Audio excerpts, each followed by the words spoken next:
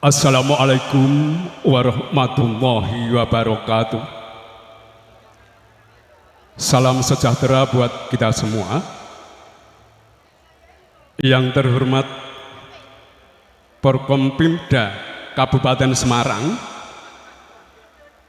Bapak Bupati Semarang, Bapak Haji Ngesti Nugra SHMH, dan semua dinas yang terkait.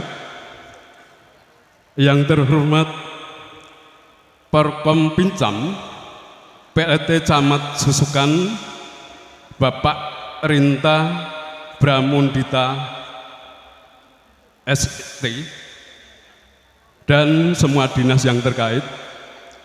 Yang terhormat Kepala Desa Sekecamatan Susukan, yang terhormat Ketua BPD Sekecamatan Susukan, Kepala Desa Tawang beserta perangkat desa lembaga Desa Tawang, dan juga para alim ulama Kiai Sekecamatan Susukan yang terhormat. Hamurwakani lampahing tata cara metri desa ing Desa Tawang. Bismillahirrahmanirrahim. Mugi lampahing tata cara purwa madya wasana tansah winantu ing suka basuki rahayunir ing sambikala.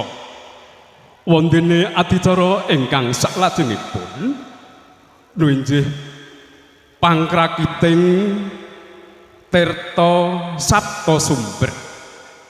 Wondene ingkang kepareng hanjaki wujuding Tirta Sapta Sumber nunggih panjenenganipun Bapak Wiramartana Dalasan Bapak Marso. Para kadang-kadang paraga wancika semanggaaken.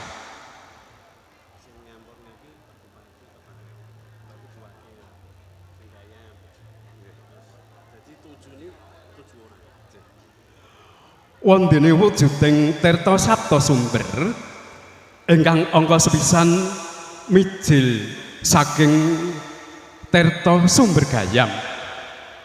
Wondene ingkang angka kalih Tirta mijil saking Sumber Mok Gareng. Wondene ingkang angka 3 Tirta mijil saking Sumber Drimas. Wondene ingkang angka 50 Tirta mijil saking Sumber Nguripan. Wondene ingkang angka 6 Tirta Sumber mijil saking Planangan. Wondene ingkang pungkasan Tirta Sumber mijil saking Blimbing. Wondene ingkang kepareng hangkrakit Tirta ingkang angka sepisan saking Sumber Gayam. Panjenenganipun Bapak Bupati samangke dereng kepareng rawuh mbok bilih ingkang kepareng hanyuli sami panjenenganipun Ibu Dra Hajah Nur Arifah. Wondene ingkang angka kalih panjenenganipun Bapak Dolah minangka DPR Kabupaten. Ingkang angka 3 Sumber Mok Gareng panjenenganipun Mbah Yayi Labib Muhromi. Wondene Sumber Drimas samangke ingkang kepareng hangkraket panjenenganipun Bapak Camat Kecamatan Susukan. Wondene Sumber Tirta Panguripan saking panjenenganipun Kapolsek. Wondene Tirta Sumber Planangan panjenenganipun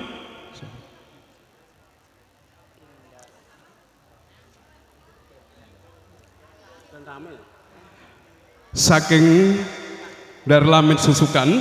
Wondene ingkang pungkasan Tirta Sumber Blimbing saking panjenenganipun Bapak Kades Desa Tawang. Mekaten menggah urutanipun pangkrakiting Tirta Sapta Sumber. Sumangga saged kawiwitan.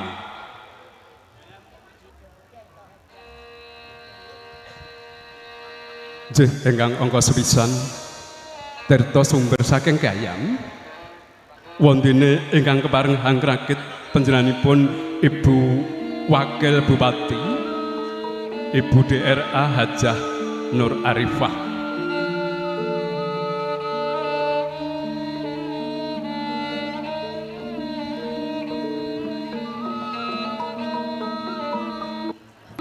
Wartineng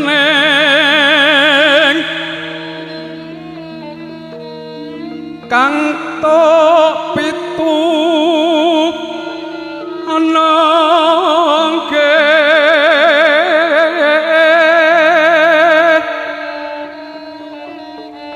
sabto pitu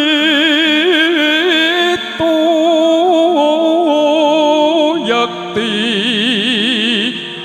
pitulungan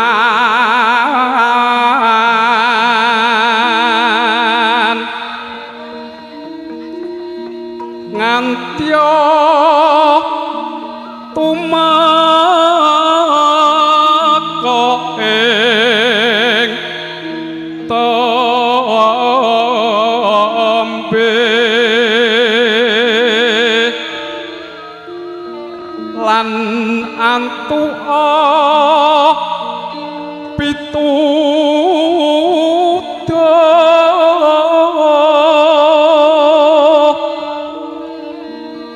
murih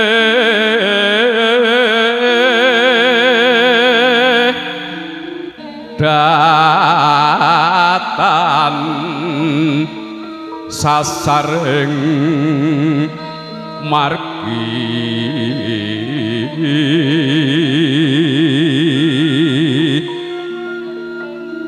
ugi karya pituas budidaya nipun saciptanira tumeka pangacape ayem tentrem lahir batin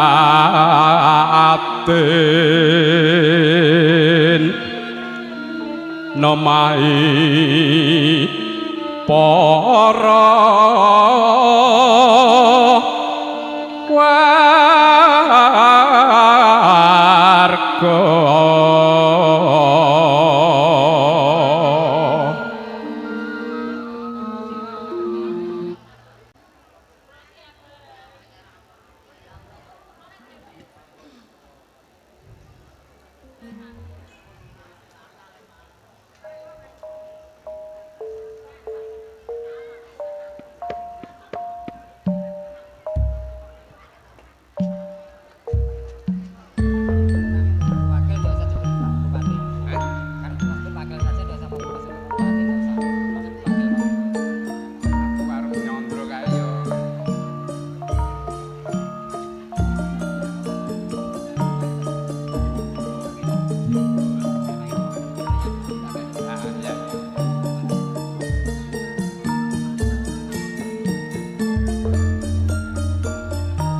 Singgah singgah kala singgah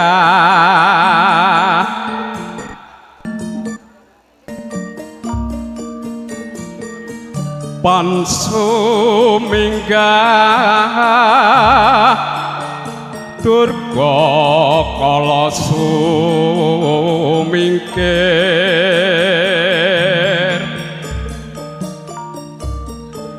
sing ama sing awulu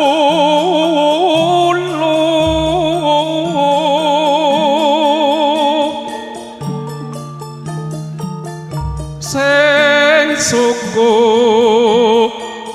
sing asirah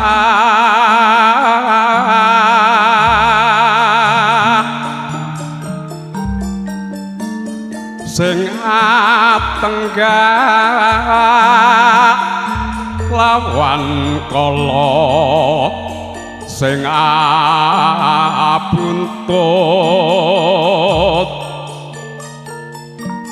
padha sira suminggao mulya mbreng asal neki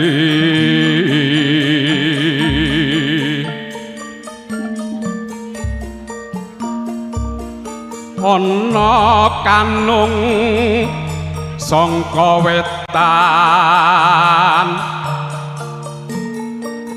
nunggang gajah tolale lar singgih kulahu barang balikul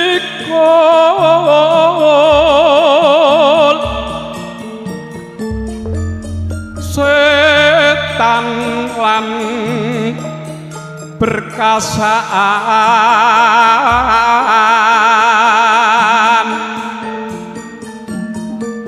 hamulya marang tawang toang prajamu iblis ya kari karang kuluhu balik bolak balik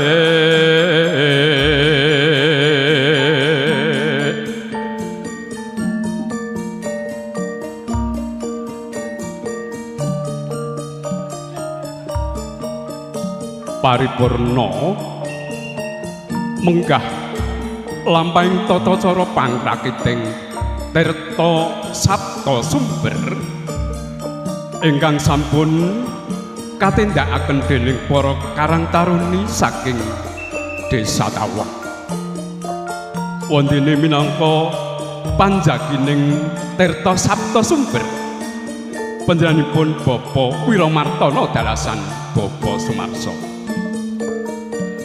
Hadirin Bapak Ibu sekalian yang terhormat, kami lanjutkan acara yang selanjutnya, yaitu ikrar maklumat Ibu Pertiwi yang akan disampaikan oleh Bapak Bintar Ragil Putranto. Kepada Bapak Bintar Ragil Putranto kami persilahkan.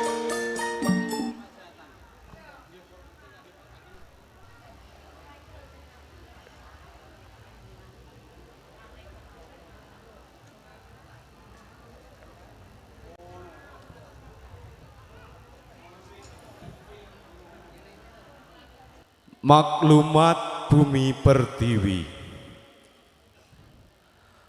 awujud gunungan jangkep, reresik ilining banyu, magayu bagyo sedekah bumi, Desa Tawang, Kecamatan Susukan, Kabupaten Semarang. Kapisan kluban ijo-ijonan minangka pralambang lestarining alam kang ijo royo-royo lan gemah ripah loh jinawi. Kapindo jajan pasar minangka pralambang gesang bebrayan sinanding sesami titahing Gusti. Katelu sega golong minangka pralambang gumulonging tekad gotong royong ingkang dados jati dirining tiyang Jawi. Kapapat ingkung minangka pralambang tulusing niat hanetepi wajibing urip memayu hayuning bawana. kalima bubur abang putih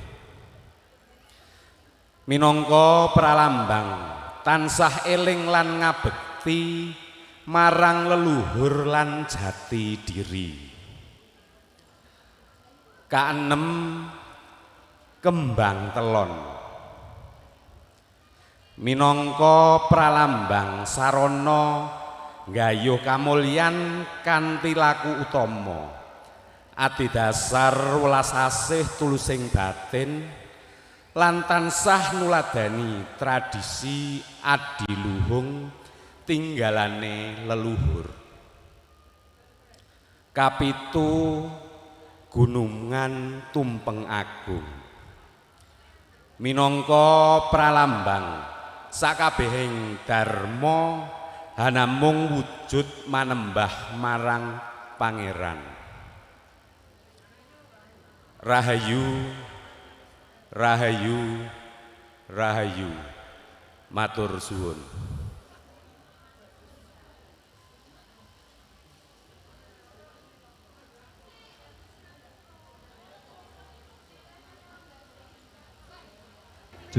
Cek matur nuwun mekaten menggah ikrar maklumat Ibu Pertiwi ingkang sampun katuraken wondene tata-tata ingkang saklajengipun njatur sambutan saking Ketua Panitia Menteri Desa ing Desa Tawang wondene ingkang kepareng ngaturaken panjenenganipun Bapak Sujiwo Sarjana Agama katur panjenenganipun Bapak Sujiwo sasana wancika semanggaken nuwun.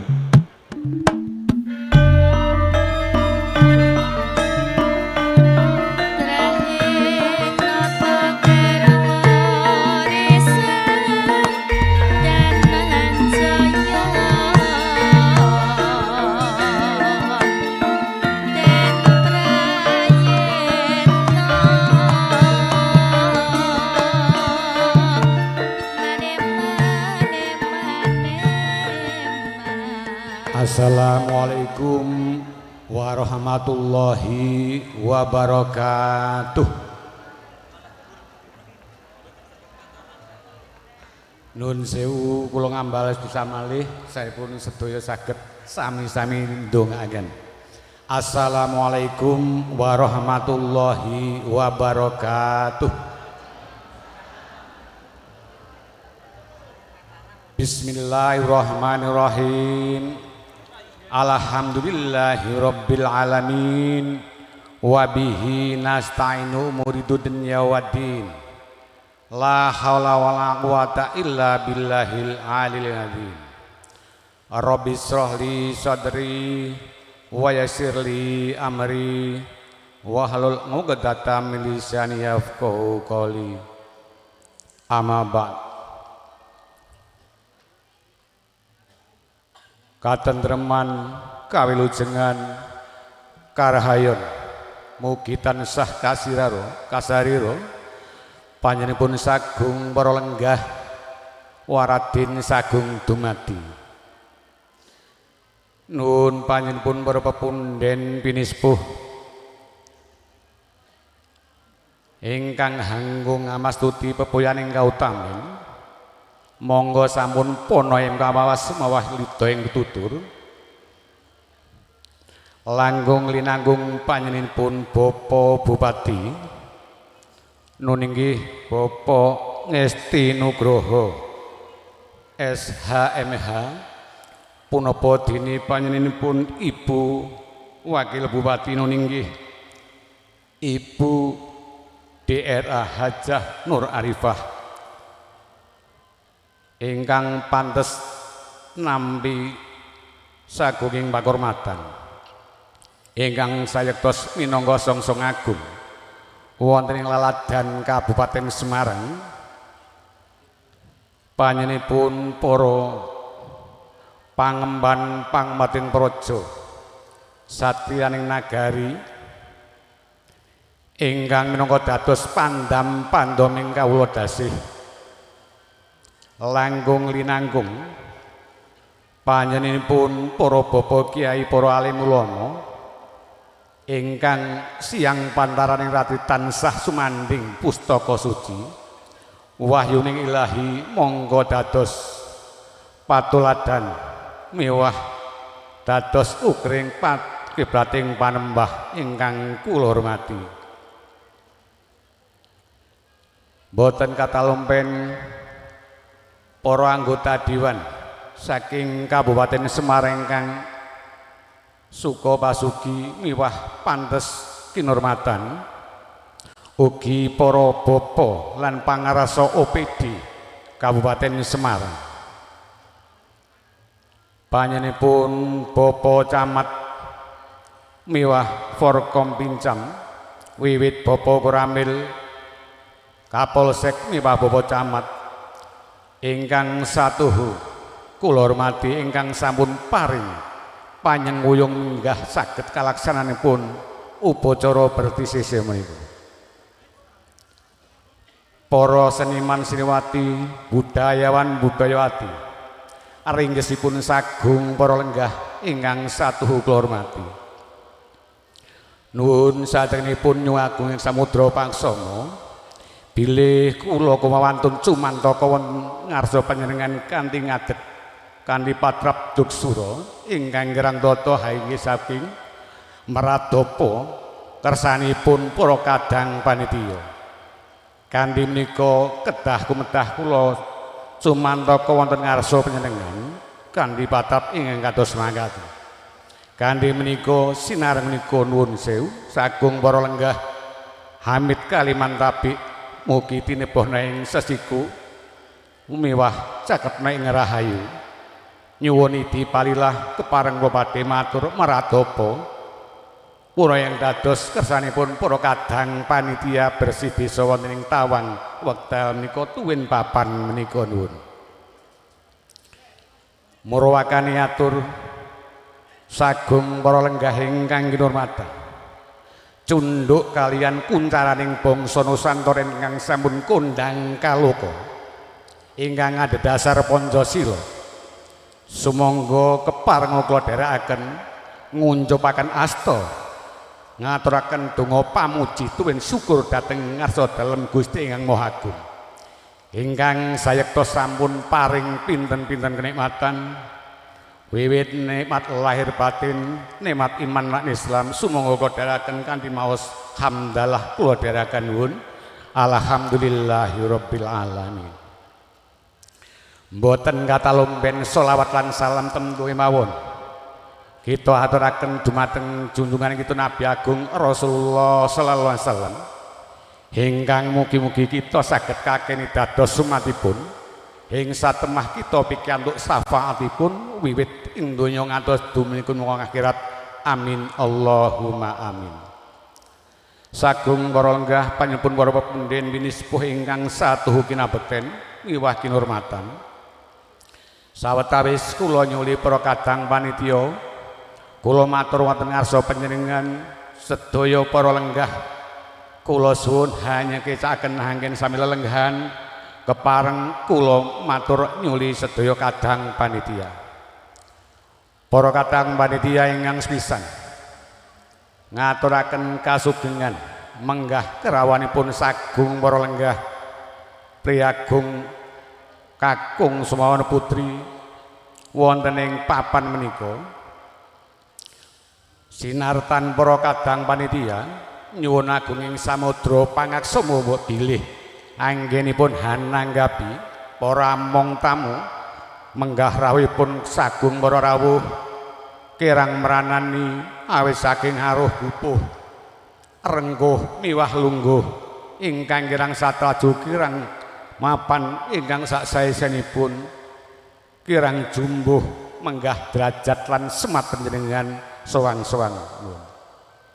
Kanthi mangkaten para kadang panitia lumantar kula ugi ngaturaken gunging panuwun menggah rawuhipun sagung para tamu ingkang wonten ing papan menika ingkang saperlu paring donga pamuji miwah panyengguyung saged kalaksananipun upacara bertisisa. Monggo menika kalaksanan setunggal warasa sepisan. Sagung para lenggah ingkang hormati hatur panitia saklajengipun. Para panitia ugi matur kenging panuwun dhateng sedherek warga ingkang rikala wau pinten-pinten warsa kepengker. Menika tasih kalaksanan upacara bersih desa menika namung setunggal kraja. Parandene wonten ing wekdal menika sampun udakawis 3 warsa saged kalaksanan setunggal desa. Menika saged tunggal manunggal dados tunggal wonten ing papan menika nun inggih kalaksananipun wonten ing balai desa. Menika ndadosaken bombonging sedaya warga kanthi menika kantuk panyenguyung panjenenganipun sagung para lenggah. Ingkang salajengipun para lenggah ingkang hormati, menggah kalaksananipun upacara bersih desa menika tangeh lamun menawi mboten ta para warga ingkang sami paring panyenguyung miwah manunggaling karsa lan karya ngantos saged mujudaken upacara ingkang kados makaten kanthi rahaja. Pepundhen minispu miwah para lenggah ingkang hormati, kula minangka wakil saking kadang panitia ambok pilih wonten kekirangan sanadyan bab nopepe mawon sanadyan sampun karancang tebih saderengipun kepara setunggal warasa sampun kaimut tuwin karancang parandene wonten ing titi laksana dinten menika tuwin wonten ing papan menika tasih manggih kekirangan ingkang kirang meranani dhateng penggalipun sagung para lenggah. Ingkang salajengipun para pepundhen minispuh sasampun maten panjenenganipun sagung paring donga pamuji.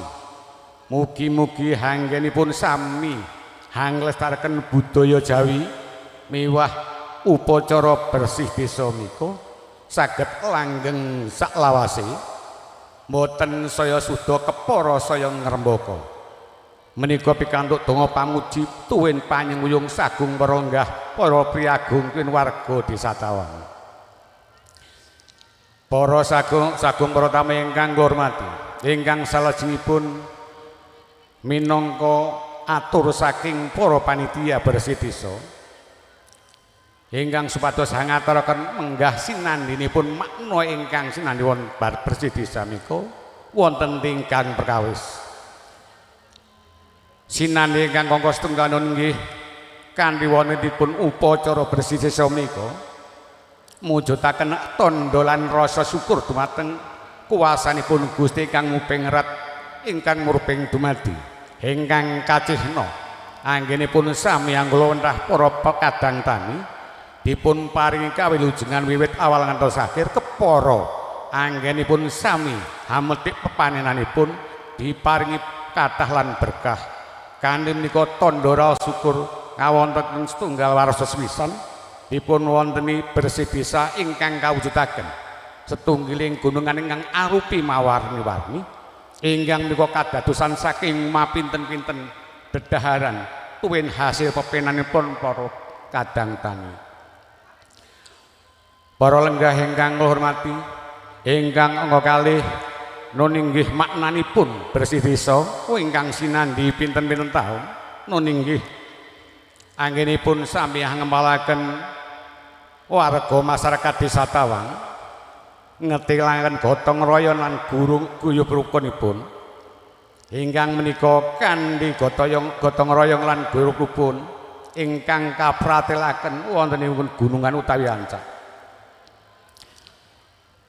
Sagung para lenggah ingkang kula hormati ingkang winantu bagya mulya ingkang salajengipun warga Desa Tawang ugi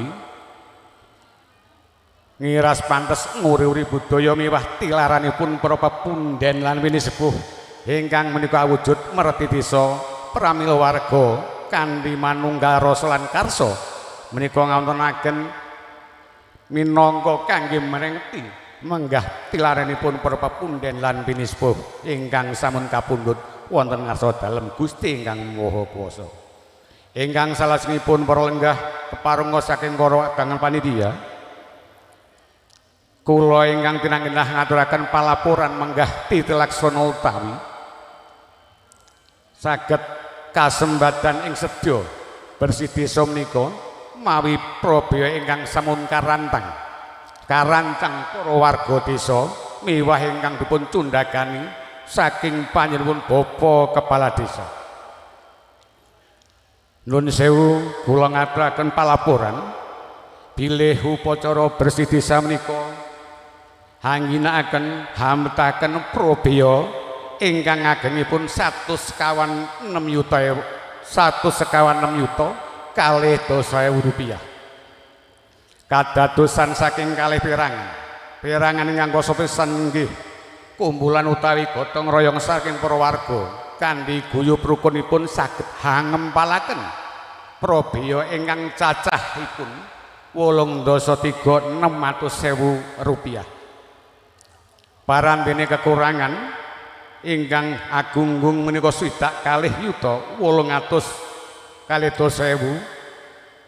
Saestu para warga masyarakat Desa Tawang sampun boten saged mbudidaya kanthi menika nuwun kasumanggaaken dumateng kawicaksananipun Bapak Kepala Desa nun inggih Bapak Muhammad Jatmiko Sarjana Sosial. Para rawuh sagung, para tamu kakung Sumawan Putri, mangkaten anggen kula nyuli anggenipun matur para kadang panitia. Taratamtu para kadang panitia kula ngambali malih pilih kathah kekirangan kanthi menika lumantar kula nyuwun agunging samudra pangaksama. Semanten ugi atur kula mbok bilih atur kula kirang mranani kirang tata basa ingkang ginaris saking basa Jawi pramila menika pinter lan wasis kula hanamung nyadung lumunturing sih samudra pangsama. Puput papunten ngatur kula akhiri alhamdulillahirabbil alamin. Wassalamualaikum warahmatullahi wabarakatuh. Wekdal kula aturaken malih dumateng kadang pamyoro. Paripurna munggah atur sambutan saking panitia Menteri Desa ing Desa Tawang ingkang sampun kaaturaken saking panjenenganipun Bapak Sujiwo Sarjana Agama. Wondene atur sambutan ingkang salajengipun nggih atur sambutan saking panjenenganipun Bapak Lurah Desa Tawang nggih panjenenganipun Bapak Lurah Muhammad Jatmiko. Katur dumateng panjenenganipun Bapak Lurah Muhammad Jatmiko sasana miwah wanci kasemanggaaken nuwun.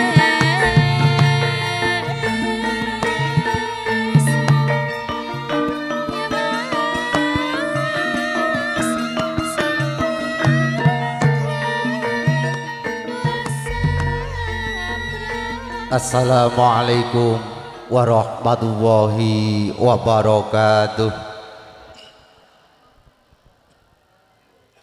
Bismillahirrahmanirrahim. Alhamdulillahi rabbil alamin. Wabihi nasta'inu ala umuri dunya waddin. Wassalatu wassalamu ala asrafil anbiya'i wal mursalin Sayyidina wa maulana Muhammadin. Rabbi isra'li sadri wa yassirli amri wahlul 'uqdatam min lisani yafqahu qawli amma ba'd. Nuwun kula nuwun.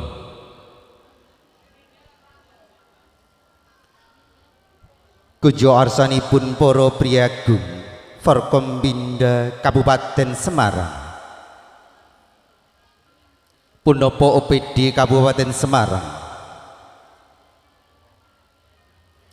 pajanipun Bapak Bupati Semarang Bapak Haji Ngesti Nugraha SHMH, wonten ing ari siang sonten punika ingkang kepareng rawuh saking pajanipun Ibunda Dr. Anda Hajah Nur Arifah ingkang sanget kula hormati. Kujo ngarsanipun para Dewan Perwakilan Rakyat DPR Provinsi Roko Mas Vinu punapa ingkang mewakili ingkang kepareng rawuh Roko Mas Luki CS DPR Daerah Kabupaten Semarang ingkang bareng rawuh panjenenganipun Raka Mas Husain Abdullah Husain Sahudi sarjana hukum ingkang sanget kula hormati. Kujo arsanipun para alim, para ulama, para kiai dalasan, para santri ingkang rinten dalu tansah sumanding kitab suci wahyuning ilahi ingkang dahat kinurmatan. Langgung-langgung kunjung arsanipun simbah kiai sekecamatan Susukan ingkang kepareng rawuh ingkang sanget-sanget kula takdimi tuwin kula hormati. Kunjung arsanipun para Forkom Pincam Kecamatan Susukan, panjenenganipun Bapak Camat Susukan, Bapak Kapolsek Susukan, Bapak Dan Ramil Susukan punapa ingkang mewakili, punapa dinas ingkang terkait, sedaya ingkang rawuh ingkang kula hormati. Bapak Ibu Kepala Desa sekecamatan Susukan ingkang kepareng rawuh ingkang kula hormati. Boten kata lumpen ringkesipun sedaya tamu undangan kagung sumawana putri sepahaning ingkang dahat kinurmatan. Sholawat punapa tini salam sumangga kita haturaken dhumateng junjungan kita nuninggi Nabi Agung Muhammad sallallahu alaihi wasallam ingkang saestupun kula tin panjenengan tenggo safatipun fid dunya wal akhirah. Amin amin amin ya rabbal alamin. Para pinilenggah ingkang dahat kinurmatan, atur ingkang sepisan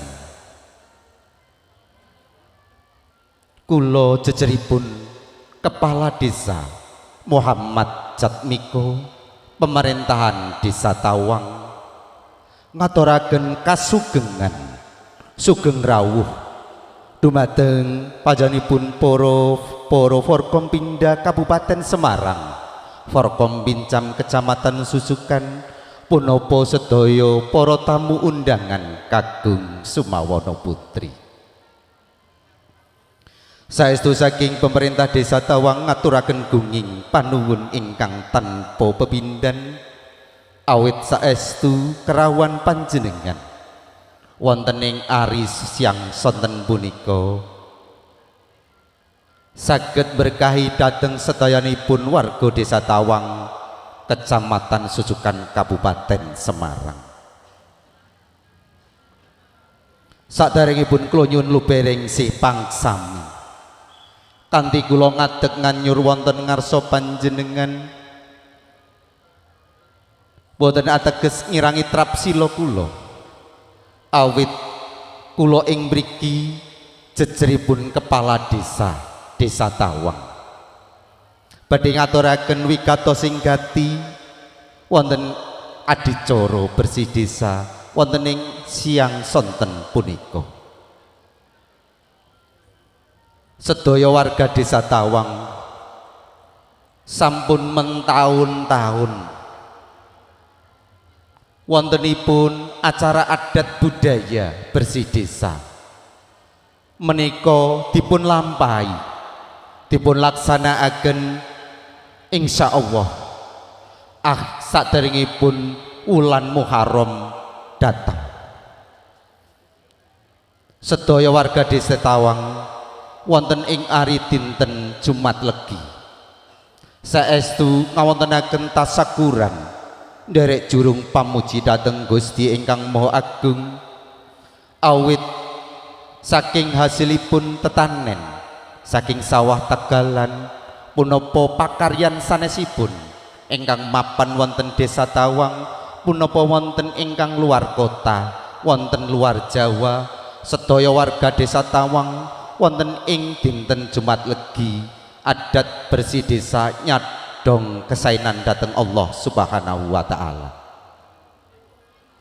Para pinelenggah ingkang dahat kinurmatan, ujubipun bersih Desa Tawang ngawontenaken ancaan kanthi jangkep saestu saking pemerintah Desa Tawang ngajak dateng sedaya warga masyarakat monggo sami resik diri resik wonten ing papan palenggahan piyambak punapa resik wonten ing papan fasilitas umum kanthi tujuan saestu kanthi resik punika kula tuwin sedaya warga masyarakat Desa Tawang nyuwun dhateng Allah Subhanahu wa taala dipun tebehaken saking sesuker sakit punapa kemawon ingkang saestu nyadong nyuwun sadhateng Gusti ingkang Maha Agung prih sedaya warga masyarakat Desa Tawang pinaringan kesehatan pinaringan kawilujengan pinaringan rezeki ingkang gadah barokah setayanipun kanthi doa pangestu panjenengan para rawuh ingkang salajengipun saestu saking adat budaya bersih desa Tawang menika sampun melekat dhateng manah sedaya warga masyarakat ingkang saestu setiap setunggal tahun wanci wonten ing wulan besar dumawah wonten ing Jumat Legi sedaya masyarakat ngawontenaken tasakuran bersih desa punika kalampah kanthi gotong royong sesarengan saking sedaya masyarakat kula setunggal onto-onto dusun tilem dusun Tawang 3 dusun Tawang sekawan Tawang kalih Tawang setunggal Langon Ledok Glagahombo ngebuk tumugi ngundang saestu kanthi guyub rukun sedaya warga masyarakat saking pemerintah desa aturaken gunging panuwun ingkang tanpa pepindhan saking kedarman kesaenan panjenengan mugi Gusti Allah paring pawiles ingkang linanggung kathah dumateng sedaya warga kula warga masyarakat Desa Tawang saestu saking pemerintah desa boten saged paring punapa-punapa awit namung nderek jurung doa pamuji mugi sedaya masyarakat Desa Tawang pinanggih kawilujengan gemah ripah loh jinawi saestu namung semanten ingkang saged kula aturaken kathah atur ingkang boten pranani kula yun agunging pangapunten ingkang ageng ihdinas siratal mustaqim wallahu muwaffiq ila aqwamit thoriq. Assalamualaikum warahmatullahi wabarakatuh. Nuwun. Lulus Raharjo munggah atur pangandikan saking panjenenganipun Bapak Lurah Muhammad Jatmiko Esos wondene lampeng tata cara ingkang saklajengipun inggih atur pangandikan utawi dawuh pangandikan saking panjenenganipun Wakil Bupati Kabupaten Semarang panjenenganipun Ibu DRA Hajah Nur Arifah katur dumateng panjenenganipun Ibu DRA Hajah Nur Arifah sasana wanci kasemanggaken nuwun.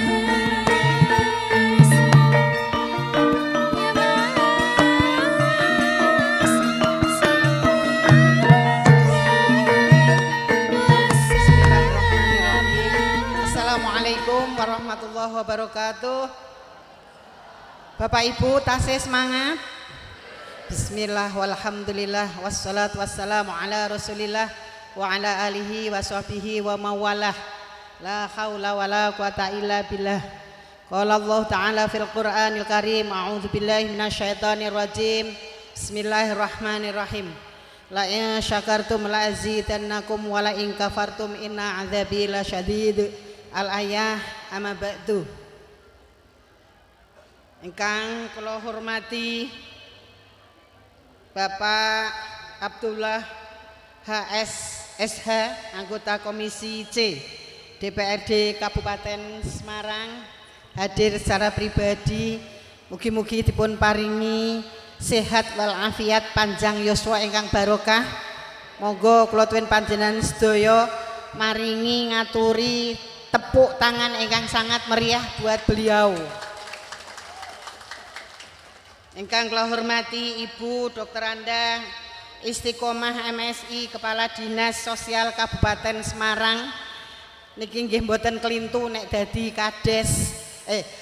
kadis sosial karena beliau ini adalah teman saya, sahabat saya ingkang sregep sanget. Karena itu monggo kula ten panjenengan sedaya ugi ngaturi apresiasi kanthi tepuk tangan ingkang meriah ugi. Ingkang kula hormati Ibu Rinta Bramundita ST PLT Camat, Bapak Rinta Pramundita ST PLT Camat Susukan, ingkang kula hormati Ibtu Supardi SH Kapolsek Susukan. Terima kasih Ibu Nini Wahyuni SH MM Sekretaris Dispermasdes Kabupaten Semarang, Ibu Sisilia Indun Mawarti SSMA MM Kabid Kebudayaan Disdikpura Kabupaten Semarang, Bapak Muhammad Jatmiko Esos Kepala Desa Tawang beserta dengan seluruh perangkat desa, lembaga desa, ugi kalian Ibu para kepala desa sekecamatan Susukan ingkang somo hadir pinarak wonten pundi nggih? Bapak Ibu kepala desa ada di belakang. Bapak Sujiwo SAG Ketua Panitia ingkang kala wau sampun ngaturi kathah informasi terkait kalian persiapan pelaksanaan acara menika. Terima kasih Pak Sujiwo. Para tokoh masyarakat ingkang sama hadir, Bapak Kiai Haji Labib Muhromi, Bapak Kiai Ulin Nuha, Bapak Kiai Indana Zulfa, Bapak Kiai Haji Nur Habib, Bapak Kiai Haji Muslih, ugi sedaya warga masyarakat Desa Tawang, Anem Sepah utawi lare-lare ingkang sedaya kula cintai. Puji syukur wonten ngarsa Allah Subhanahu wa taala biqolina alhamdulillahirabbil alamin. Kata sangat rahmat nikmatipun Allah Subhanahu wa taala ingkang kula tuwin panjenengan sedaya tampi. Alhamdulillah wonten ing siang sonten menika kita waget makempal. Wonten ing menika majelis insyaallah majelis ingkang mubarok dalam rangka acara pelestarian budaya bersih desa Tawang Kecamatan Susukan. Mugi-mugi acara menika saged berjalan kanthi lancar penuh berkah manfaat dipun ridani Allah Subhanahu wa taala. Allahumma shalawat ugi salam kunjuk panjenenganipun Rasulullah sallallahu alaihi wasallam. Insyaallah kula tuwin panjenengan sedaya pikantuk syafaatipun lan insyaallah wonten ing akhirat samangke dados umatipun ingkang caket kalian beliau Rasulullah sallallahu alaihi wasallam. Allahumma amin. Bapak Ibu sedaya ingkang kula hormati, saderengipun kula matur kathah terlebih dahulu kula aturaken salamipun Pak Bupati Semarang Bapak Ngesti Nugraha SHMH ingkang wekdal menika berhalangan hadir oleh karena dari pagi tadi beliau menghadiri undangan Pak Gubernur Jawa Tengah dalam acara rembuk pembangunan Jawa Tengah tahun 2026. Insya Allah mboten ngirangi khidmat kula tuwin panjenengan sedaya dalam mengikuti acara menika dari awal sampai dengan akhir. Allahumma amin, Allahumma amin. Bapak Ibu sedaya ingkang kula hormati, ini adalah rangkaian acara dalam rangka bersih desa Tawang ingkang hari-hari sebelumipun mbok menawi sampun dipun laksanakan beberapa rangkaian acara yang dilaksanakan oleh seluruh warga desa Tawang tanpa terkecuali dengan panitia yang sangat luar biasa, Pak Kepala Desa, Ibu Kepala Desa, lembaga desa, sedaya perangkat desa, tokoh masyarakat, tokoh agama dengan berpartisipasi mempunyai peran yang sangat luar biasa di dalam menyelenggarakan kegiatan meniko. Sehingga alhamdulillah kegiatan meniko bisa dilaksanakan semeriah ini dan istiqomah dilaksanakan setiap tahunnya. Karena itu apresiasi yang sangat luar biasa saking pemerintah Kabupaten Semarang lumantar kula. Tepuk tangan kagem panitia dan seluruh warga tanpa terkecuali, termasuk Pak Kepala Desa kalian Ibu. Ugi sedaya warga masyarakat ingkang sampun berpartisipasi. Bapak Ibu sedaya ingkang kula hormati, bersih desa menika adalah merupakan satu kegiatan yang dilakukan bersama-sama, komitmen pemerintah desa sedaya bersama dengan sedaya warga dalam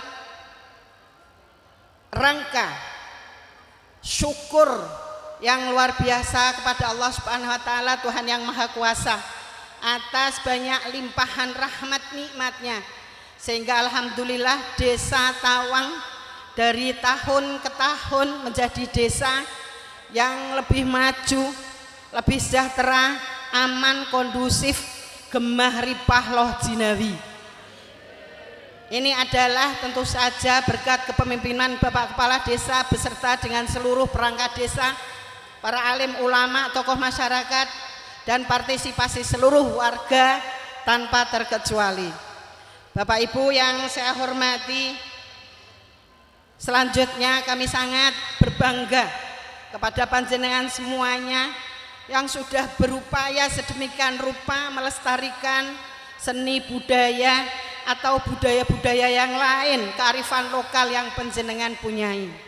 Ini merupakan tanggung jawab bersama panjenengan sedaya warga tanpa terkecuali, sehingga alhamdulillah pelestarian budaya bisa panjenengan pertahankan sekalipun di abad semodern apapun. Karena ini merupakan satu ruh yang telah diupayakan sedemikian rupa yang menjadi sejarah bagi desa Tawang oleh pendiri yang dulu-dulu yang tentunya sudah berupaya sedemikian rupa, sehingga alhamdulillah panjenengan bisa melestarikan sejarah, bisa mengingat sejarah yang sedemikian rupa. Karena itu Bapak Ibu mesti bersyukur atas apa saja yang sudah dilakukan oleh leluhur, sehingga alhamdulillah panjenengan tinggal ngelajengaken kemawon. Bapak Ibu yang saya hormati, selanjutnya saya yakin ini merupakan satu upaya pemerintah desa untuk mempererat tali silaturahmi dan juga kerjasama yang baik antar warga semuanya tanpa terkecuali juga, sehingga Bapak Ibu yang saya hormati, keadaan seperti ini harus dipertahankan. Dan Bapak Ibu yang saya hormati, ini juga merupakan suatu yang harus dipertahankan, bagaimana hubungan manusia dengan alam yang harus tetap terus dijaga, sehingga alam memberikan manfaat yang sangat luar biasa untuk warga desa Tawang. Bapak Ibu yang saya hormati, berikutnya mari kita bersama-sama berdoa kepada Allah Subhanahu wa taala, Tuhan yang Maha Kuasa, untuk terus kemajuan desa Tawang, partisipasi panjenengan dalam bentuk apapun dengan segala kelebihan dan kekurangan tentunya akan mempersatukan kekuatan panjenengan di dalam membangun desa Tawang ini. Bapak Ibu yang saya hormati, selanjutnya kami pemerintah Kabupaten Semarang juga mengucapkan banyak terima kasih atas partisipasi panjenengan menjadi desa yang baik, mengikuti aturan program kegiatan, sehingga alhamdulillah seluruh kegiatan program Kabupaten Semarang bisa berjalan dengan lancar, penuh berkah, dan insya Allah diridhai Allah Subhanahu wa Ta'ala. Allahumma amin. Berikutnya mari bersama-sama, panjenengan ugi mempunyai tanggung jawab yang besar untuk pembangunan Kabupaten Semarang ini. Dengan apa saja yang panjenengan bisa lakukan. Pembangunan Kabupaten Semarang bukan hanya menjadi tanggung jawab kami saja, tapi warga masyarakat Kabupaten Semarang juga mempunyai tanggung jawab yang sama. Insya Allah dengan segala keterbatasan yang ada, kami pemerintah Kabupaten Semarang tetap akan bekerja sesuai dengan apa yang menjadi kewenangan kami, akan tetap memberikan yang terbaik untuk warga Kabupaten Semarang, untuk Desa Tawang, untuk Kecamatan Susuan, dan untuk seluruh warga Kabupaten Semarang tanpa terkecuali. Karena itu mari Bapak Ibu kita berdoa bersama dengan membaca Ummul Kitab. Semoga Allah Subhanahu wa Ta'ala memberikan ridhonya kepada kita semuanya. Saya doakan Bapak Ibu dipun paringi sehat wal afiat, panjang yuswa ingkang barokah, kejebaran rezeki ingkang kathah halal berkah barokah, putra ayah menjadi putra ayah ingkang sholih sholihah, bahagia sejahtera dunia akhirat. Li ridhaillah wa li syafaati Rasulillah bi barakatil Fatihah.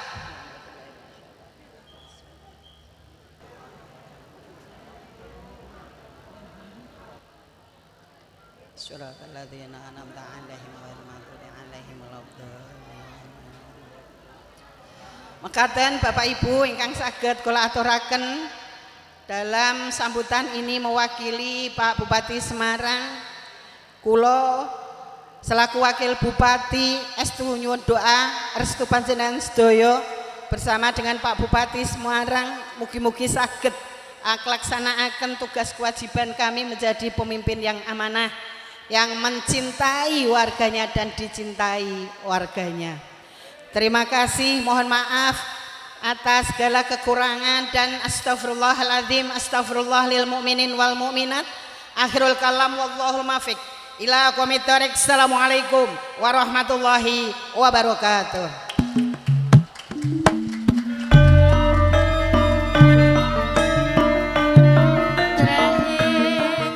Paripurna munggah dawuh pangandikan saking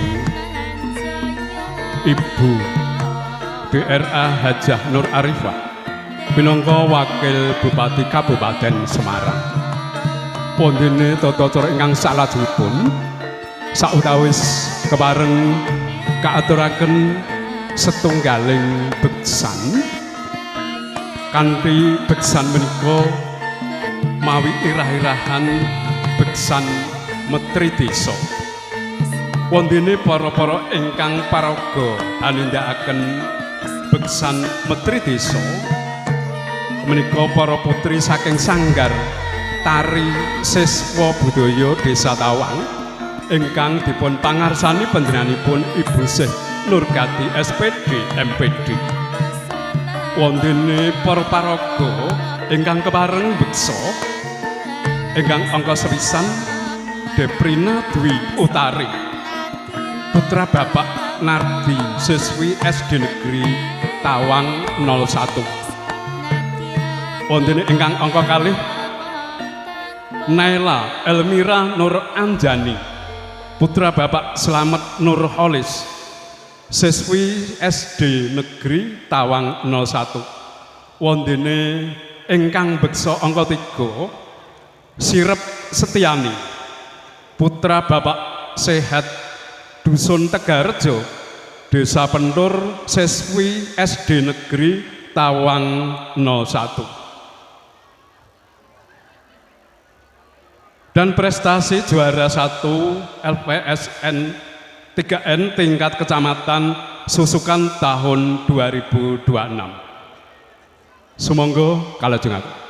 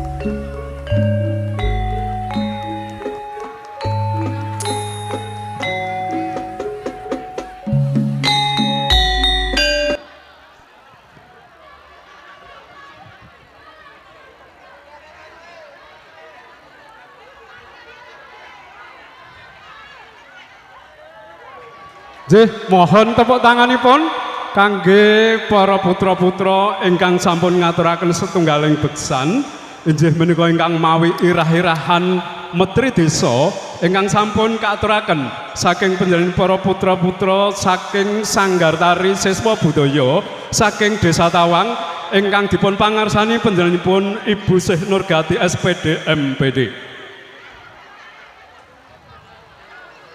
Sagung para tamu kakung Sumawana Putri ingkang winanting pakurmatan kewareng hanglajengaken menggah lambeng tata cara ingkang saklajengipun nunjih waosan ayat suci Al-Qur'an. Wondene ingkang kepareng ngaturaken menggah waosan ayat suci Al-Qur'an nunjih panjenenganipun Bapak Ustadz Wahyudi SPDI.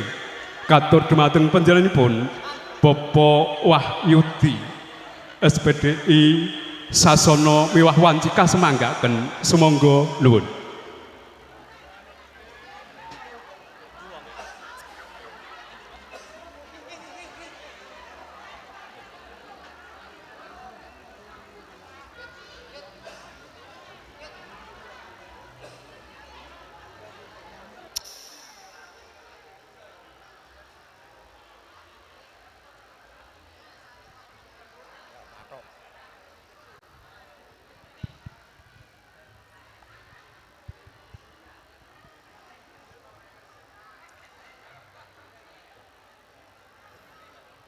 Assalamualaikum warahmatullahi wabarakatuh.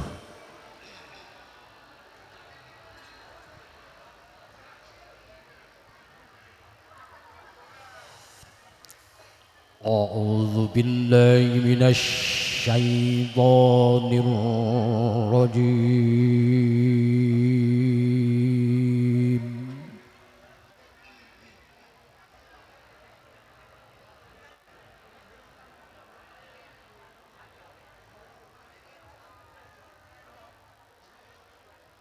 Bismillahirrahmanirrahim.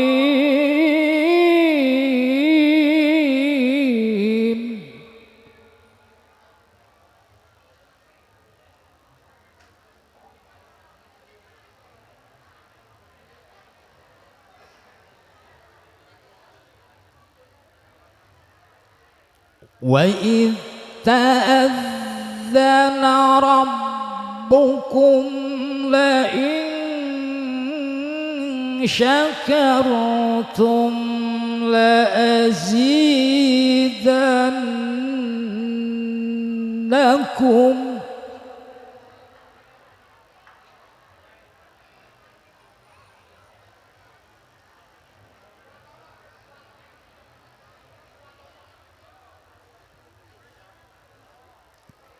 لئن شكرتم لأزيدنكم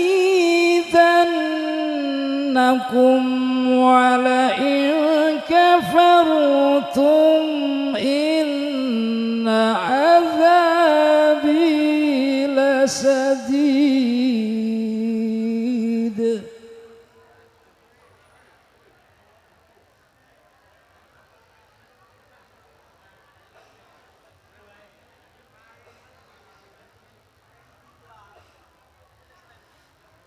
Bismillahirrahmanirrahim.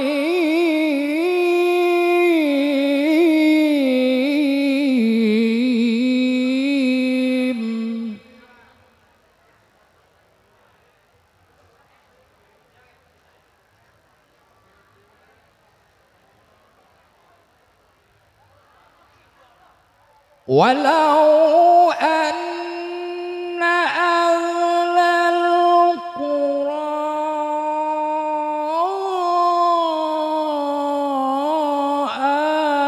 amanu wattaqaw lafatahna alaihim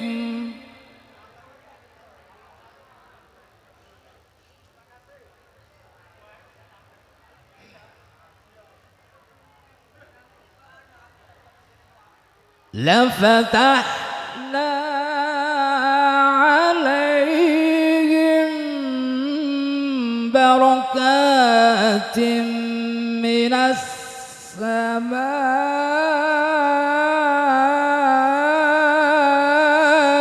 والأرض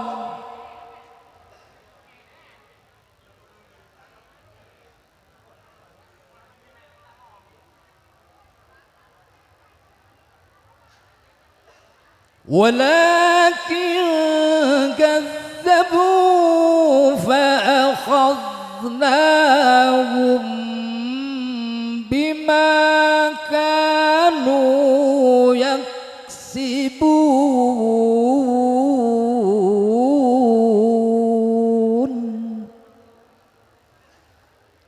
صدق الله العلي العظيم.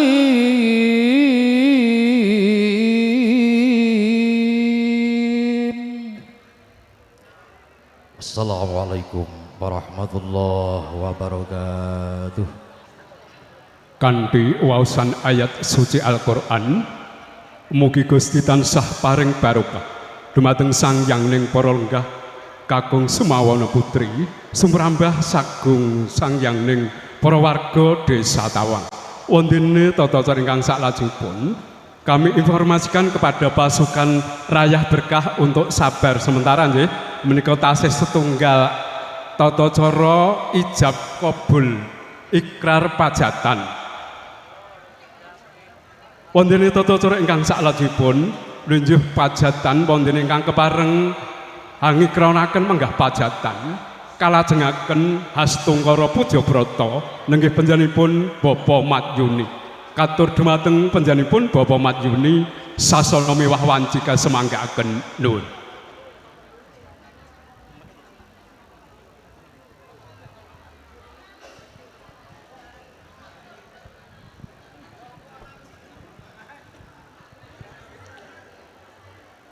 Assalamualaikum warahmatullahi wabarakatuh.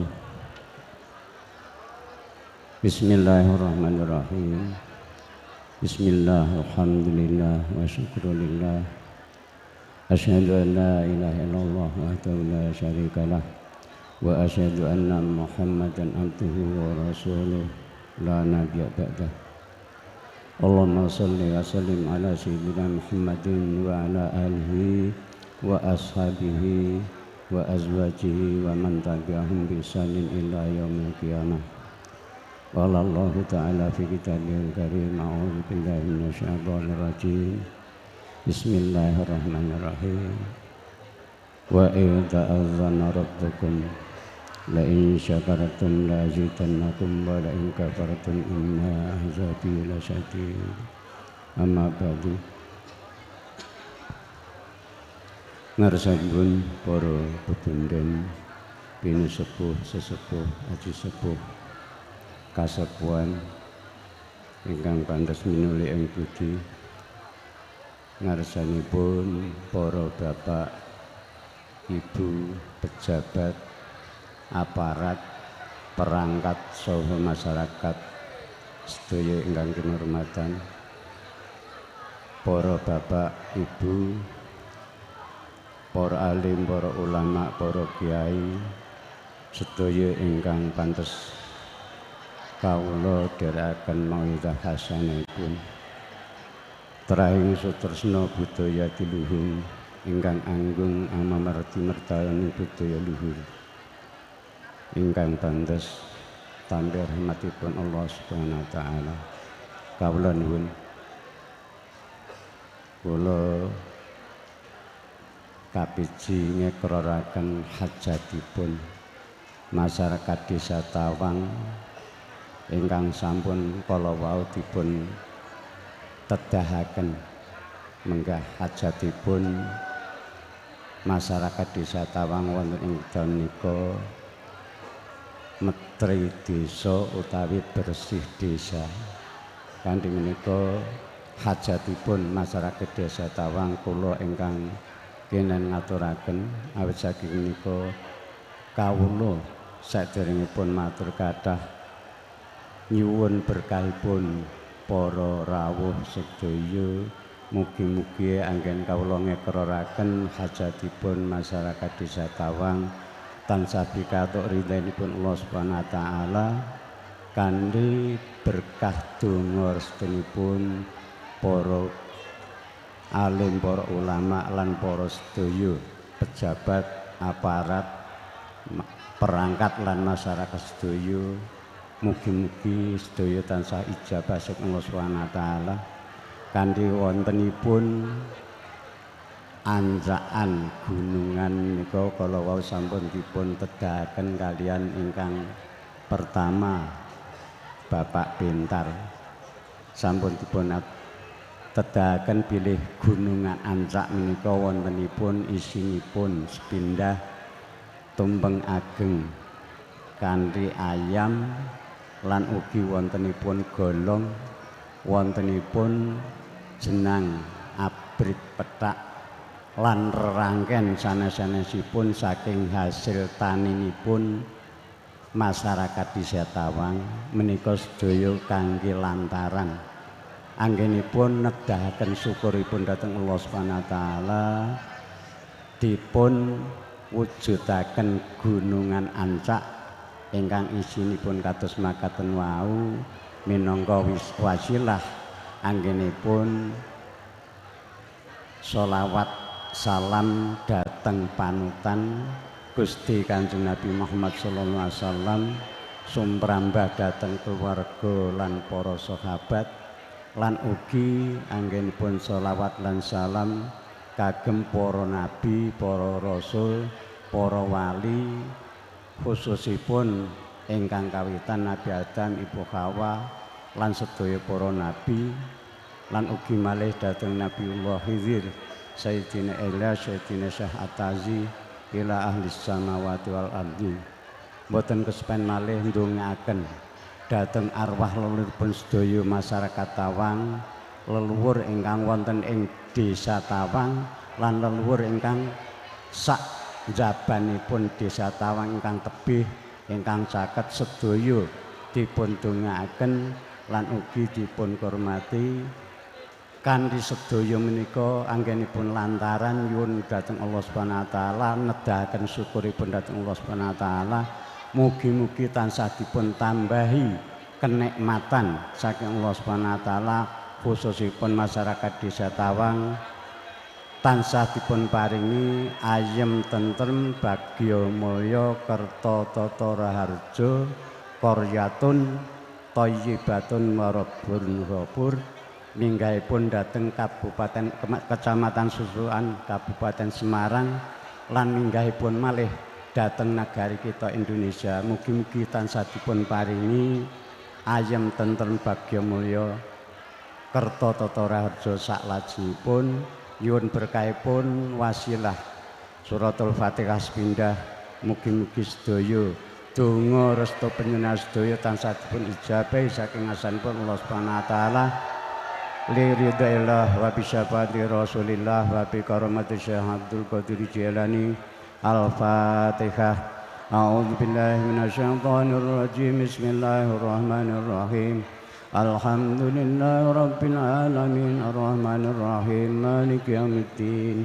Iyyaka na'budu wa iyyaka nasta'in ihdinas siratal mustaqim siratal ladzina an'amta 'alaihim ghairil maghdubi 'alaihim waladdallin. Amin. Allahumma shalli wa sallim ala sayyidina Muhammad wa ala ali sayyidina Muhammad sayyidil awwalin wal akhirin wa sallim tabaraka wa ta'ala an kulli sahabati ala rasulillah ajma'in. Alhamdulillah rabbil alamin hamdas syakirin hamdan na'imin hamdaz zakirin hamdan yafi ni'amah wa ikafi majidah ya rabbana lakal hamdu kama yanbaghi li jalalil karim azim sultanik. Allahumma fir lana dzunubana wa khatana kullaha Allahumma firli wa li walidina kama rabbana shighara. Allahumma antal alimu bil hali wa syaqwa wa antal qadiru ala kasbil balwa. Allahumma najjina min hadhil fitnatil kubra wa innaka qulta wa qultal haqq wa kana haqqan alaina nasrul mu'minin. Allahumma salamatan fi dinina wa afiatan fi jasadina wa ziyadatan fil ilmi wa barakatan fil rizqina wa taubatan qabla al-mautina wa rahmatan indal mautina wa maghfiratan ba'dal mautina hawwin alaina fi syakarati mautina wan najata minan nari wal afwan bil hisab. Allahumma shalli ala sayyidina Muhammadin al-Fatih lima ughliqa wal khatim lima sabaq wan nasiril haqq bil haqq bil hadi ala siratal mustaqim sallallahu alaihi wa ala alihi wa sahbihi haqqa qadrihi wa miqdaril azim. Allahumma rabbana atina min ladunka rahmah wa hayyi lana min amrina rasyada.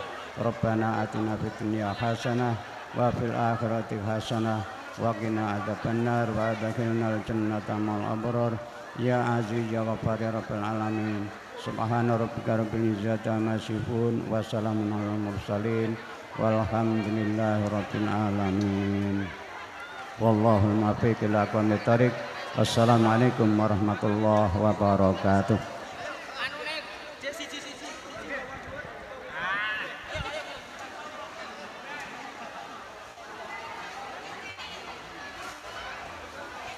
Tik tik paripurna lampahing tata cara Menteri Desa ing Desa Tawang kanthi menika sangjaning para tamu kakung Semana Putri wanjenipun rayah berkah katur dumateng para warga ingkang kepareng ngersakaken rayah berkah kasemanggaaken nuwun.